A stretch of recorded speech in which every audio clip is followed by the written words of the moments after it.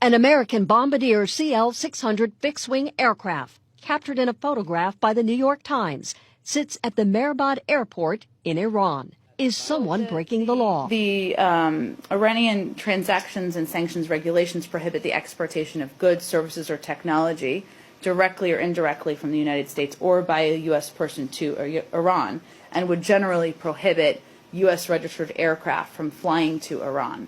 The State Department is investigating, but it's the Treasury Department that is taking the lead and will enforce, if appropriate, U.S. sanctions. You can travel to Iran, but you have to get permission from the government, and clarity as to the things you can do and the things you can't do. One of the first questions here will be, whoever made this trip, did they apply to the Treasury Department, for permission, with a clear understanding of how you can spend money in Iran and how you can spend money in Iran. Adding to the mystery, a spokesman for the airport quoted in Iranian media says no U.S. plane landed there at all.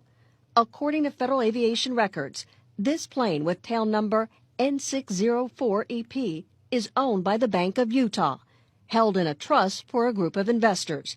We got in touch with the bank, which confirmed it owned the plane, but doesn't operate it, and didn't say why it was sitting in Iran or who flew it there.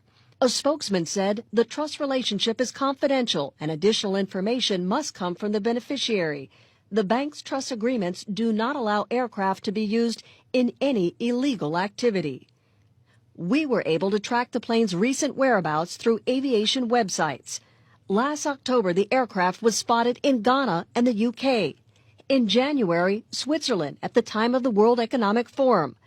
February, back to the UK. And the next month, returning to Ghana.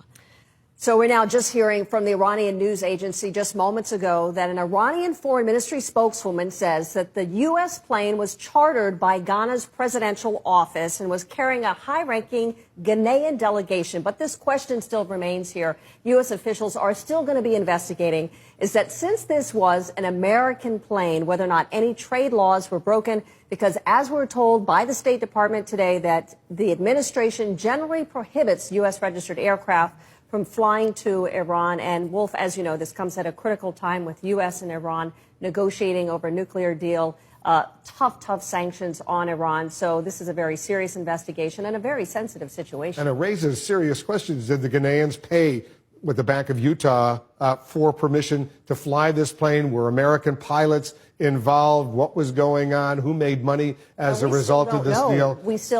We do not know, but investigators, the FAA as well as Treasury, are going to be looking at all of those issues. Yeah.